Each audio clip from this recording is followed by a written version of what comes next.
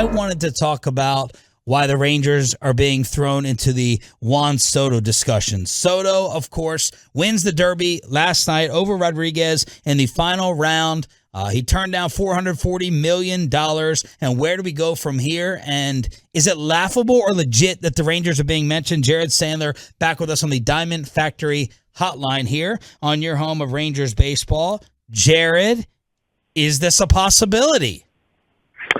It's a possibility because the Rangers have the depth in their farm system and the talent to put together an offer that would be appealing to the Nationals, and they also have the money to do it. So it's a possibility. I know John Heyman said that they're the favorites. I don't know if I see it that way. The favorites? Yeah, I guess John Heyman wrote that they were favorites, but, the odds were like 10-1, hypothetical odds, right? It's not like Vegas is setting this. But I think that they're absolutely going to be having conversations with the Nationals. If you would have asked this 2 years ago, the Rangers wouldn't have even been able to put up a competitive offer. So they can do that. The question is, the team that wins this sweepstakes is the team that's willing to go over the top to solidify the best offer. And usually a team that is one piece away is more likely, maybe more motivation to do that. And the Rangers aren't there yet. That's not to say that they couldn't put together the best offer, but if it really does become a bidding war, usually the team that is looking around and, they're sitting in their trade war room and they're like, guys, I mean, we can worry about 5 years from now, but we got a chance to win a World Series. Let's get this guy. Screw it. You're right. Let's do it. Let's throw in this prospect. Bam, deal's done. The Rangers, if they acquire Juan Soto, whether it's in a couple weeks or this offseason, are not going to have that same conversation. They still have more work to be done. So not to say it wouldn't be a prudent decision, but I think it makes it a little tougher for them to perhaps go over the top to get a guy like Juan Soto. Can you give us an idea of like what a package would have to look like for some of the Ranger Tolos who are now familiar with these younger names that they've been developing?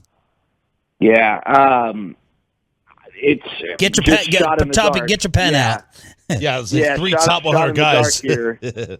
I think I don't know if the Rangers do this deal if the ask is both Leiter and Colwyn, but one of those guys is going to be in that deal. Josh Young will almost certainly be in that deal. Maybe Ezekiel Duran, Evan Carter, Luis Angel Acuna. I mean, I think it obviously is going to depend on the Nationals' evaluation of these guys, but let's just say this. This deal is starting with 4 big-name prospects. And this top 10 farm system that the Rangers currently have is going to take a big hit. And it's just a matter of, how they feel about these guys. And it might not end at 4 prospects, but we're talking about 4 big-time names. And would they all have to be ready-made? They would all have to be big league ready or close to it? No, I don't think so. I think especially with where the Nationals are, if they had to be ready-made, then why? You would just hold on to Juan Soto at 23 years old, right? So. Yeah. I think you could see a guy like Evan Carter, who's a couple years away but got a bright future, or Luis Angel Acuna, Maximo Acosta, if they like him. So, the Rangers have a plethora of options. It's just a matter of who the Nationals value. Now, they have ammunition for a serious discussion. Yeah, no, absolutely. They certainly do. The question here is this, and we mentioned this with Bassick yesterday. If this was the NBA, this is a no-brainer because you need the superstar to win. Right. But you don't. And let me backtrack. You don't automatically get vaulted 10 spots in the standings just by adding the superstar, right? Like if the Mavs could trade for Luka Doncic, then they would give up everyone to get this guy, right? It didn't matter who the Hawks picked the year after with that draft pick. No one cared because the Mavs got the star. It doesn't work that way here because the Rangers still have work to do, and there's nothing wrong with that. That's where they are in their trajectory. And so it's not to say they can't win with Juan Soto giving up all these pieces. But what it does do is, it makes their financial decisions in free agency. They need to be a little more spot on with those, because you're not trading for Juan Soto if you're not prepared to pay him $35 million a year. And so that's one of the big contracts that you still can use. And then your depth of talent in the farm system is going to be depleted to some degree. And so now, whereas maybe, I'm just throwing out random numbers, but whereas you needed a hit rate of 20% with your prospects, you need now a hit rate of 50%, because you don't have nearly as many options, right. Especially big-time options. So that's why it's easier for, say, a Mets or a Dodgers or a team like that to go and pull the trigger than it would be for a team like the Rangers. Not to say that they won't do it, but if it becomes a big-time bidding war, that's probably going to be disadvantageous to them. What separates them is that they've got the players and they've got the money to pull this off. Soto, to you as a player, is what? One of the three best offensive players in Major League Baseball. He's okay defensively, but you look at what he's accomplished. He's just 23 years old, and he's already in a class with guys like Ted Williams and Stan Musial in certain statistical categories. I mean, he's an on-base machine. And as a matter of fact, he probably fits really well with the Rangers because, they don't have their outfield finalized. Like, it's not like he's a second baseman or a shortstop and you just paid your second baseman and shortstop lots of money. They have room in the outfield. And the other thing is, this team as it currently is made up, and that could change, but this is a team that they're very aggressive. They don't draw a lot of walks, and that's okay. You know, not everyone's got to be a big-time walk guy, but what Juan Soto does, his skill set is a perfect complement and helps balance out what the Rangers have in their lineup right now. You got Corey Seager, who is the most aggressive swinger in baseball. You get Juan Soto, who's one of the more patient swingers in baseball. And so, you know, I've always believed that you don't want to necessarily have the most aggressive swinging team, and you don't necessarily want to have the most patient team. You probably want to be somewhere in the middle, and Juan Soto's a guy who helps you get to that point. Sean, I'm going to read you real quick. In 2020, so it was a shortened season, in 60-game season, he hit .351 with a .490 on base and a .695 slug. He led the league in on base, slugging, OPS, OPS plus, and he somehow only finished fifth in the MVP. It was a robbery. And I'll say this, we were looking at his numbers the other day. When the Nationals came to town, Juan Soto was hitting like .215 or something, and the numbers still were somewhat impressive. Now, 2 weeks later, whatever, he's got a 900 OPS. I mean, and it's unreal. This guy hits for power. This guy gets on base.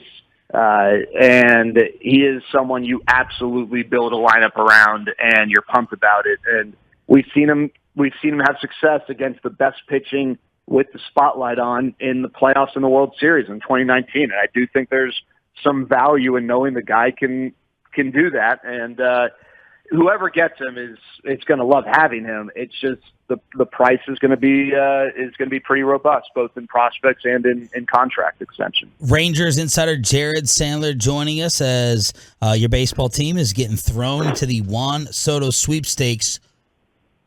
Would you do it if you were the Rangers front office? Well, I mean, I can't answer that. I know that it's somewhat of a fool's errand to put together a package, but I would need to see what the deal is. I don't know. Like, if you were to tell me it's Leiter, Wynn, Duran, Evan Carter, and Luis Angel Acuna, which, as crazy as that sounds, I don't think that's an unrealistic ask, then I probably wouldn't, because would not. This isn't the NBA. I would not, no. Now, if you're going to tell me it's Cole Wynn, Evan Carter, Luis Angel Acuna, and Ezekiel Duran, and I get a hold on to Leiter, then that's a different conversation. Maybe they value Josh Young in a big way. I would not have hesitation moving him. I mean, the Rangers have a ton of infield prospects, right? So that's not a knock on Josh Young. That's just the reality. The minute they signed Seager and Simeon, all those guys became way more tradable. So if they want Young, Duran, Evan Carter, Luis Angel Acuna, and say Owen White, sure, I'm in. Let's do it. Let's party. But I do think that the minute they start really attacking whatever non-infield position player depth you have, and if they're trying to deplete your arms, then that's when it becomes more of an interesting conversation. But if it's 4 big-time prospects, I think I do it. But I have a fear that it's not going to end there. If he's on this team, let's say this team is going to win 73 games this year. I think that's what Vegas had him before the year.